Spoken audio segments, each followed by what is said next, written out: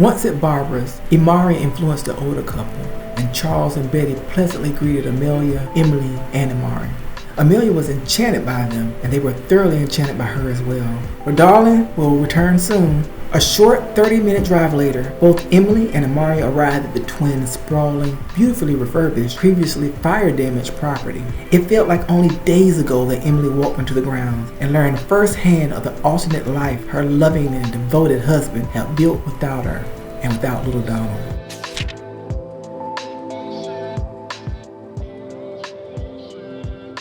Imari, stay behind. Cloak yourself and aid me if I need you. At the door, she commanded it to open with a wave of her hand. Seemingly out of nowhere, Emily appeared to be in an African setting where a charging elephant ran toward her. The elephant flicked its trunk in a manner intended to knock her to the ground and render her unconscious. Not completely before being touched by the elephant, but far before any transfer of force was exchanged, Emily commanded the elephant and its trunk to stop. Stop! Under Miriam's power, Miriam had entrusted her protector with the power that was more difficult to control by any witch as long as he continued to transform.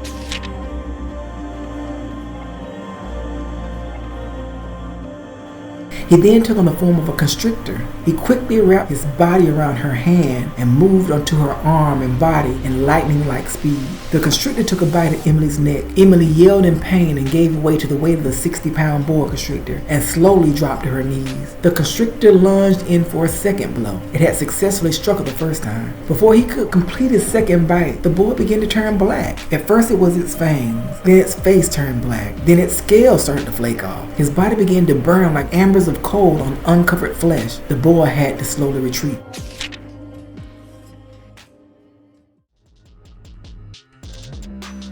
Not wasting a moment, the twins continued their planned assault. They worked to influence Emily's mind. She was briefly very vulnerable following Miriam's protector's attack. From a lush African vision into a great desert and sandstorm, Emily suddenly appeared. Her visibility was greatly diminished. Emily heard her mother's screams. Grace was being pelted by fast-moving sand. It rubbed away her skin. Her exposed arms, legs, and face were the most impacted areas. Emily formed a bubble of protection around herself while wading through the sand. She tried to aim a similar cover of protection toward her mother.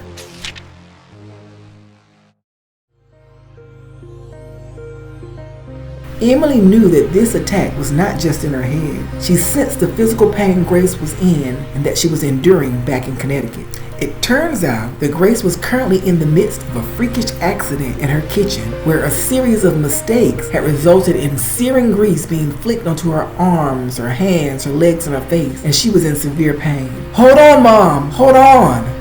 Just as Emily reached Grace to cover and protect her, she unknowingly stepped into a sinkhole that engulfed her. Emily was losing her ability to breathe. Sand was in her mouth. Sand was also in her nose. Donald arrived, and he found his Nana Barbara watching the events unfold. He turned himself into a tiger and mauled her maliciously and without hesitation. Chase and Chance immediately broke their mental control. They rushed to save their only living relative. They demanded that Miriam show herself and that she save their grandmother.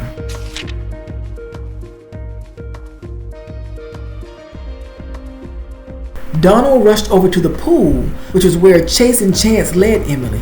In her mind, she was drowning in sand. In reality, Emily was drowning in the very pool the twins faked being unconscious and near death to escape her wrath just 8 years earlier. Donald jumped into the pool and whispered to Emily, "Come forth more powerful and ruthless than before. Don't let my death at the hands of their mother and at the hands of my father be in vain." The pool's water burst upward, making an explosive sound. Emily ascended upward, her eyes fixed on the twins, Miriam and Barbara. She assumed her pre-drowning appearance and walked across the pool's water toward them.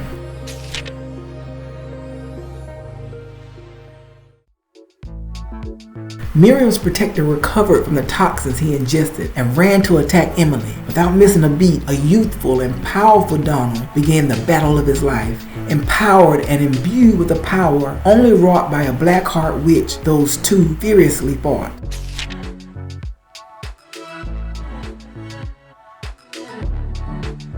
"My dear mother-in-law, are you okay?"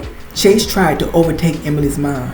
This time he struggled just enough that Emily was able to flick him away into a wall. In actuality, Imari intervenes. Chance then reached for Chase. Together they were stronger, but Emily blocked it. Miriam attempted to strike Emily with a powerful blow, but Emily assumed such an intense heat that Miriam shrieked in pain from the burn. Now that I have your attention, I'd like my question answered. Mother-in-law, are you okay?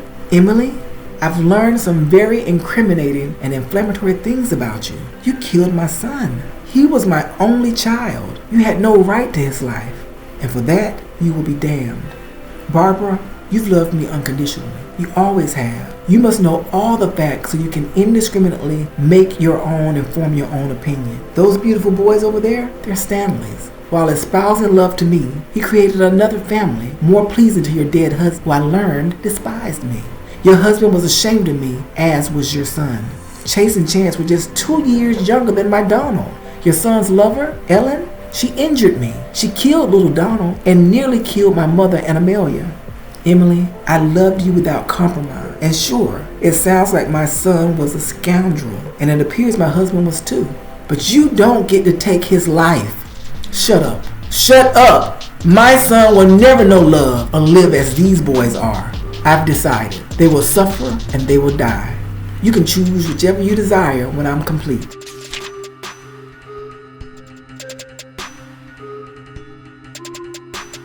Miriam put into motion parts of her second plan. She brought Amelia to the compound, but there was a problem. Someone had joined Charles and Betty to Amelia, and when Amelia was summoned, they all appeared.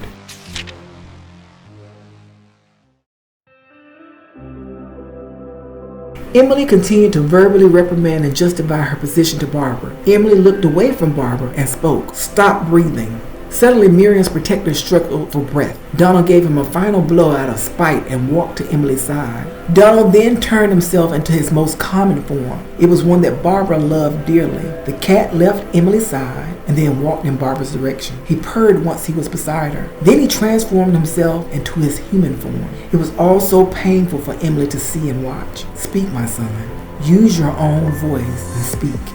Nana Barbara, on the day that I lay clinging to life, along with my Nana Graves and newly born sister, my twin brothers, Emily gasped, my twin brothers sat unharmed in the back seat of their mother's vehicle that swiped our vehicle. They went home to Dolores and Ellen and Stanley, my father.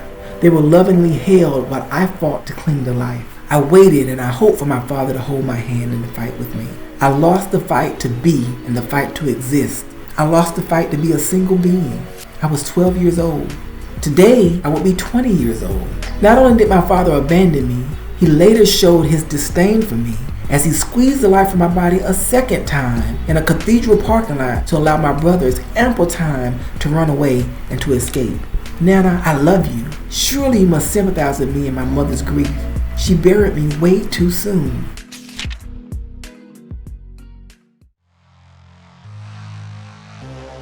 Donald saw what Miriam had done. Mom! Emily split herself into two beings. She became one of fire and another colder than an Arctic glacier's sheet. Twins, watch them die.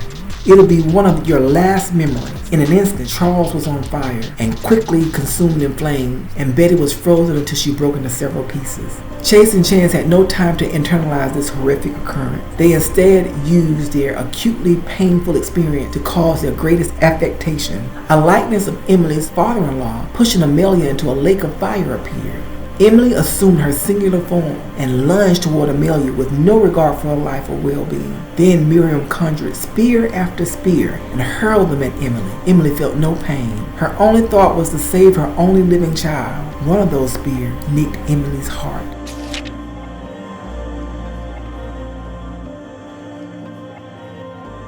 At her daughter's feet, she realized it was only a ruse created by the twins.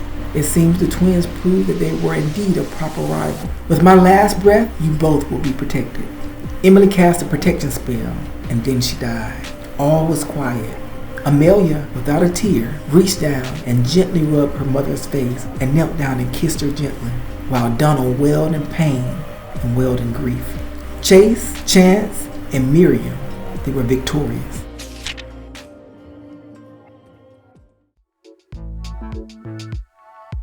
Miriam wasted no time. She walked toward Emily to consume some of her black heart's blood. There was power in the blood. There was even more power available to her if she quickly consumed her heart. Miriam was poised to be the most powerful witch in the world. Imari emerged from the shadows, and he walked toward Amelia. "Are you okay, my queen? Has anyone harmed you?" "While saddened, I am well. Stand at my side, my husband. We have been apart far too long." No one understood what this beautiful, brilliantly bright, brown-eyed girl was saying. Had the death of her mother driven her mad?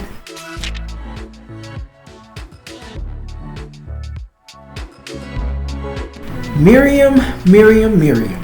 You are always inserting yourself. You always want what you should not have, and you always need a pack to assert your warring ways. And now, as it was then, you are unremarkably weak. I've waited years to find you, Miriam.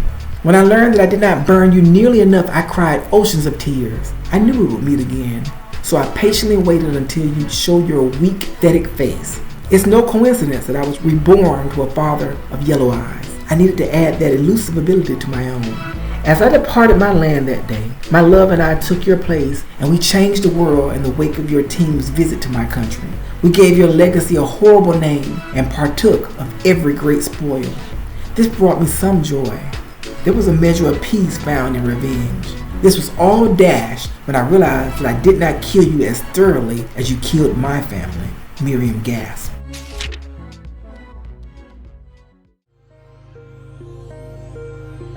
You are resilient, a persistent and annoying fly. I won't leave without making sure your breath leaves you today. Imari turned into a mighty panther, and his very presence dared Miriam's protector to come forward. Upon Emily's death, he summoned his breath and his strength. Donald transformed and licked his paws and tasted Miriam's protector's blood from his earlier skirmish, and he said, "I want more." First there was fire, this time by water, and I'll add an extra surprise. Amelia showed herself in her true form. Her adult spirit, Naomi, showed through. She grabbed Miriam by the throat and tossed her into the pool. No amount of power that Miriam had was enough to slow Naomi's advance. Over and over again, Naomi sat on her knees atop the pool's water, and she drowned Miriam. Naomi called forth lightning strike after lightning strike. Miriam's protector sprung forward to help. He couldn't stand idly by while Miriam suffered, and he made a costly error. As a result, Donald and Imani had no choice but also to act. They tore him apart piece by piece. When Miriam's body ceased to move, Naomi pulled her up by her hair and drug her to the pool's edge. You are a resilient and patient foe. Just in case you resume your life or can resurrect yourself, I will make it that much more difficult.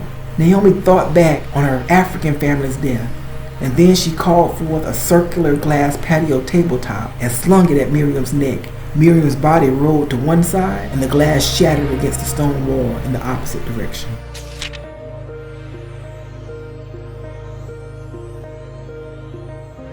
My love and my darling, one of you will dispose the body and the other the head. Make it hard for her to cause me pain in this new life I have. Naomi transformed herself back into her childlike form and walked over to Chase and Chance. My twin brothers, Chase and Chance, I don't know what to do with you. I don't share my mother's, Emily's, hate towards you. You were both innocently created out of love between our parents. Family is important, no matter the form. Yet, you must be punished for acting so angrily toward Emily and for not realizing that your father was as culpable in this.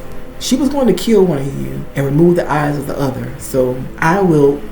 Chase and Chance interrupted Amelia. You can't harm us. We're stronger than you when we are together. This is true for your dead witch and my dear mom. I am a true black heart. I was born with a black heart, and I was reborn with the yellow eye. My sisters and I, we became one. Except we be separated, no one will ever defeat us. No one will ever defeat me. I will separate you. Both of you will live in a dark and sightless life. So shall it be. The twins were holding hands, then suddenly they were whisked away in separate and dark directions.